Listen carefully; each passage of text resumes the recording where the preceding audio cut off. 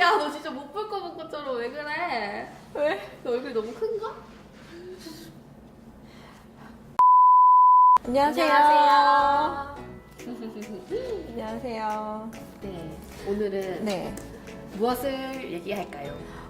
저번 시간에 이어서 여성 근로자를 위한 제도에 대해서 좀 알아볼 건데요. 저번에는 임신한 근로자가 사용할 수 있는 제도에 대해서 설명드렸는데, 오늘은 유익했어요, 참. 아, 그래요? 출산과 관련된 제도에 출산. 대해서 네. 좀 알아볼까 해요. 그렇죠. 제가 또 유경험자로서 유경험, 네, 경험자. 출산을 해본 사람으로서 궁금한 게 많습니다. 어떤 거 궁금하세요? 일단 출산 휴가가 있다는 건 알겠는데 이거를 어떻게 써야 되는지 궁금해하시는 분들 많이 계시더라고요. 맞아요. 네, 이게 뭔가요? 일단 출산 휴가는 출산 전후 해서 90일 동안 휴가를 쓸 수 있는 제도를 말합니다. 유급 휴가죠? 유급 휴가죠.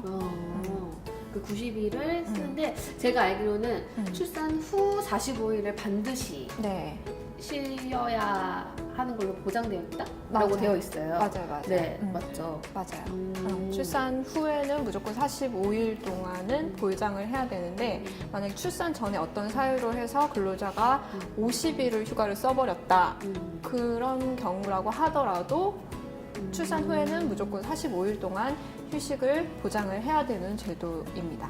그런데 이제 저는 그게 좀 궁금했어요. 그 90일을 꼭 네. 이어서 쭉 써야 되는지 아니면은 좀 그거를 분리해서 쓸 수 있는지. 왜 이런 생각을 했냐면 사실 진짜 뭐 막 될 때도 힘들긴 힘든데 저 같은 경우는 초기 때 되게 힘들었거든요. 초기 때. 네, 그러니까 초기 때 좀 쉴 수 있었으면 좋겠다. 네. 그리고 유산의 위험도 네. 사실 초기 때가 높죠. 네, 높죠. 그리고 저도 사실은 유산의 위험이 조금 있었어가지고 그때 좀 쉬고 싶다는 생각을 했었거든요. 그래서 그렇게 분리해서 쓸 수 네. 있는지도 궁금합니다. 어떻게 되나요? 결론은 분리해서 쓸 수 있는데, 근로자가 원한다고 해서 아무 사유 없이 분리해서 쓸 수 있는 건 아니고, 세 가지 사유가 있어야 되는데, 첫 번째 유사산의 경험이 있거나, 유사산의 위험이 있다고 의사로부터 진단서를 받은 경우, 그리고 임신한 상태에서 근로자의 나이가 만 40세 이상인 경우에는 나누어서 쓸 수가 있어요. 아, 그렇군요. 그 나누는 거는 제한은 없어요? 뭐. 나누는 거는 법적으로 제한은 없어요. 뭐 몇 회에 나눠서 써야 된다라는 부분은 없어요. 그렇군요. 맞아요. 그게 좀 필요할 것 같긴 해요. 그러니까. 그러면 그 출산휴가 급여는 어떻게 되나요? 출산휴가 급여는 90일 동안 유급이긴 한데 처음 60일은 회사에서 통상임금 100%를 지급하는 것이고, 네. 나머지 30일은 국가에서 부여를 해줘요. 근데 그 한도는 180만 원 한도 내에서 국가에서 지원을 해주고 있습니다. 근로자 입장에서는 좋죠. 네. 좋은데 네. 사업주는 조금 부담스러울 수도 있을 것 같아요. 그렇죠. 그래서 중소기업 사업, 우리 법에서는 우선 지원 대상 기업이라고 하는데, 우선 지원 대상 기업의 경우에는 정부에서 1060일간에 대해서도 180만 원 한도 내에서 지원을 해주고 있어요. 만약에 근로자의 통상임금이 200만 원이라고 한다면 정부에서 180만 원을 주고 나머지 20만 원만 회사에서 지급하면 되는 거죠. 그러면 정부에서 출산휴가를 지원을 해주는 거면 네. 4대 보험에 가입되어 있지 않은 근로자는 출산휴가를 쓸 수 없는 건가요? 출산 휴가라는 개념과 출산 휴가 급여라는 개념을 좀 따로 떼서 보셔야 되는 게, 출산 휴가는 법에서 규정하고 있는 제도이기 때문에 출산이라는 요건만 갖추면 회사는 무조건 휴식권을 보장을 해줘야 되는데, 출산 휴가 급여는 정부에서 지급하는 거기 때문에 근로자가 4대 보험에 가입되어 있어야 되고, 4대 보험 가입 기간이 기존의 180일 이상이어야 되는 요건이 있어요. 그렇군요. 네. 그러니까 출산 휴가랑 출산 휴가 급여를 좀 다르게 따로 떼서 보셔야 되는 그러네요. 거죠. 그러네요. 근데 이 출산 휴가가 참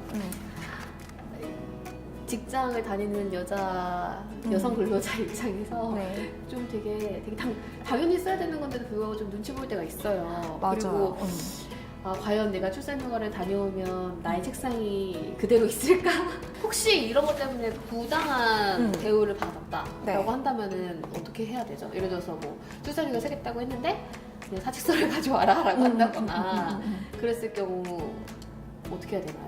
그런 경우에 이제 법에서는 엄격하게 제한을 하고 있어요. 근로기준법 23조 제2항은 근로자의 출산휴가 기간과 그 후 30일 동안은 절대적으로 해고할 수 없는 기간으로 규정해 두고 있거든요.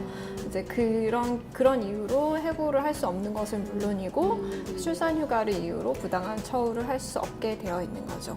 만약에 사업주에서 뭐 출산휴가를 이유로 해고하거나 부당한 처우를 하는 경우에는 노동청에 진정을 제기하는 게 좋죠. 네. 네, 알겠습니다. 네. 뭐 그런 증거자료 이런 것도 막 준비해야 되나요? 당연하죠. 가가지고 근로감독관한테 뭐 구두로만 얘기를 해봤자 근로감독관은 확인할 수는 없는 거니까 뭐 문서나 가능하다면 녹취록 이런 부분을 확보해 가서 진정을 제기하시는 게 좋죠. 뭐 메일 받은 게 있다면 뭐 메일, 네. 녹취 최대한 증거는 확보를 하셔가지고. 이런 일이 없어야 되는데 말이죠. 이런 정말 없어야죠. 네, 우리 여성 근로자분들 네. 출산 휴가에 대해서 좀 알아봤는데 잘 이용을 하시면 좋을 것 같습니다. 네.